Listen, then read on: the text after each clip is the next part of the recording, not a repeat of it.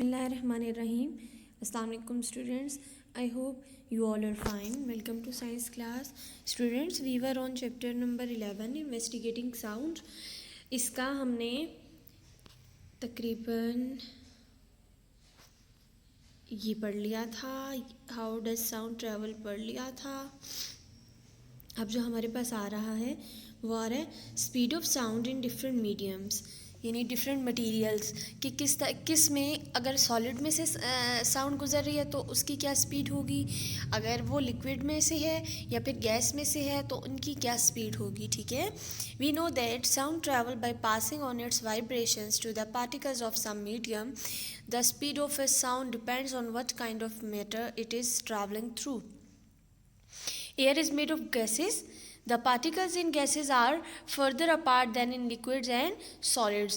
यानी ये गैसेस से मिलकर बने हुए होते हैं और एयर के जो पार्टिकल्स होते हैं वो दूर दूर होते हैं, लेकिन जो लिक्विड होता है उसके थोड़े करीब होते हैं और जो सॉलिड होता है उसके साथ होते हैं. It takes longer for one gas particle to hit another and move the sound energy along. यानी वो दूर होते हैं ना एक दूसरे से, तो इसलिए उनका टाइम भी ज़्यादा लगेगा. ठीक है. एक पार्टिकल का दूसरे पार्टिकल से टकराव भी लेट होगा. Particles in liquid are closer together. जी, पार्टिकल्स जो होते हैं लिक्विड के वो थोड़े क्लोज होते हैं as compare to gas particles. Water is a liquid. Sound travels more quickly in water than it does in air. यानी जिसके पार्टिकल्स, सिंपल सी ये बात है कि जिसके पार्टिकल्स साथ हैं जुड़े हुए वो उसमें से साउंड ज़्यादा जल्दी पास होगा और जिसके पार्टिकल्स दूर हैं उसमें से साउंड लेट पास होगा. तो जैसे गैस के जो पार्टिकल्स होते हैं वो थोड़े दूर होते हैं तो उसमें से थोड़ा लेट पास होगा और जो आपका लिक्विड है उसमें से थोड़ा जल्दी हो जाएगा गैस की निस्बत, और सबसे ज़्यादा तेज़ किस में से गुजरेगा, सॉलिड में से.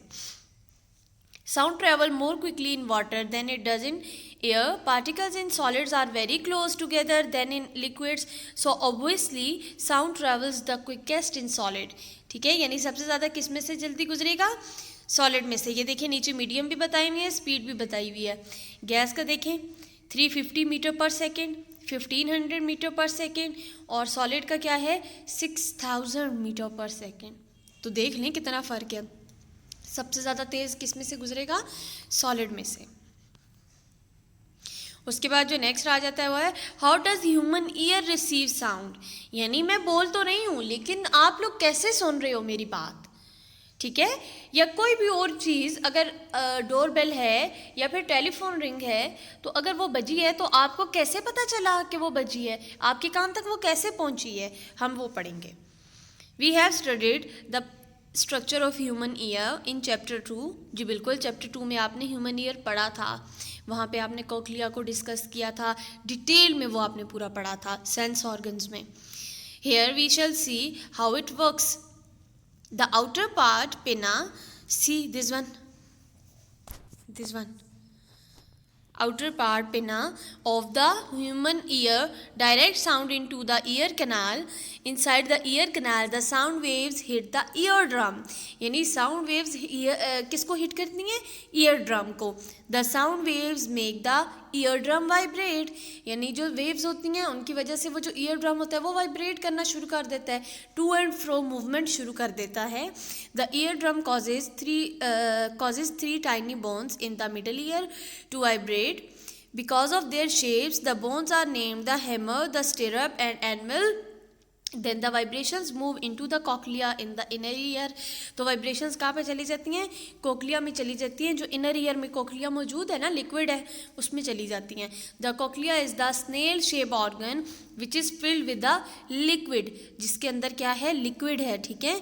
When the liquid in the cochlea starts to vibrate, tiny hairs in the cochlea move. They convert the vibrations into signals.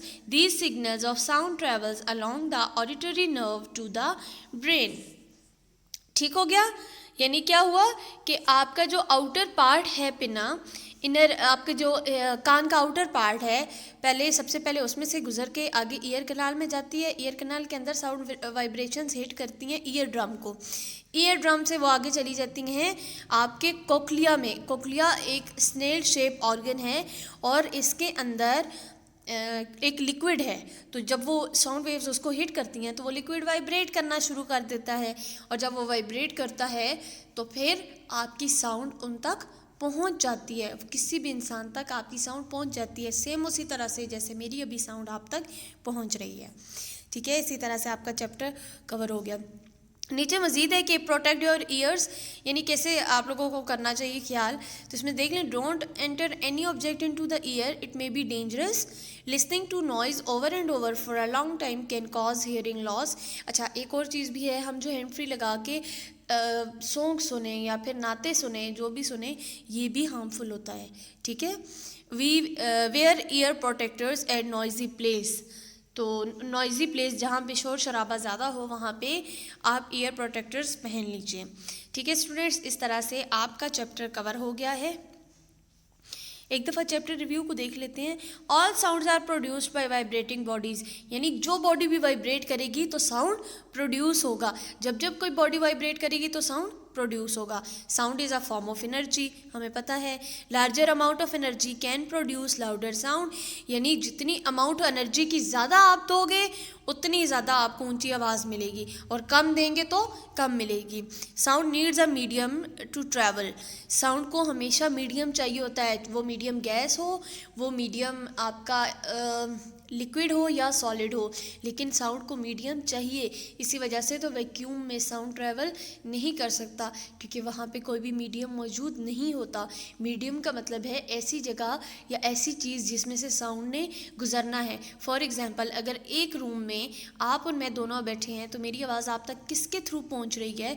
मेरी आवाज़ आपके थ्रू, आपके पास एयर के थ्रू पहुँच रही है। तो इसका मतलब ये है कि आपकी एयर जो है वो आपका मीडियम है, साउंड का मीडियम, यानी जिसमें से साउंड पास हो रहा है। नेक्स्ट है sound travel faster through solids followed by liquid and gases, यानी साउंड सबसे ज़्यादा किस में से तेज़ गुजरता है? सॉलिड में से, उसके बाद लिक्विड में से, उसके बाद गैसेस में से। और क्यों ऐसा होता है? क्योंकि सॉलिड के पार्टिकल्स जो होते हैं वो साथ में होते हैं, क्लोज होते हैं एक दूसरे के, और जो लिक्विड के होते हैं वो थोड़े से दूर होते हैं, और जो गैस के होते हैं वो तो फ्रीली मूव कर रहे होते हैं, इस वजह से। नेक्स्ट है ear receive sound waves, convert them into signals and send them to the brain, यानी जो आपके कान हैं वो पहले साउंड वेव्स को रिसीव करते हैं, फिर उनको किस में तक तब्दील कर देते हैं? सिग्नल्स में, और फिर उनको ब्रेन में भेज देते हैं। तभी तो आप रिकॉग्नाइज भी कर जाते हो ये किस चीज़ की आवाज़ है, ये किस चीज़ की आवाज़ है। वेरी लाउड साउंड और any injury in the ear can make you deaf, यानी आपको बहरा कर सकती है। क्यों बहरा कर सकती है? क्योंकि बहुत ज़्यादा सुनना या फिर कोई भी इंजरी, कोई भी चोट आपको अगर लग जाती है कान में तो उससे आप बहरे भी हो सकते हैं, इसलिए अपना ख्याल रखना चाहिए। स्टूडेंट्स, इस तरह से आपका चैप्टर कवर हो गया है। जो चीज़ समझ ना आए इसमें देखिएगा, बार बार पढ़िएगा, फिर भी जो चीज़ समझ नहीं आती उसको नोट करके ले आइएगा और हम स्कूल में डिस्कस कर लेंगे। अपना ख्याल रखिएगा। अल्लाह हाफिज़।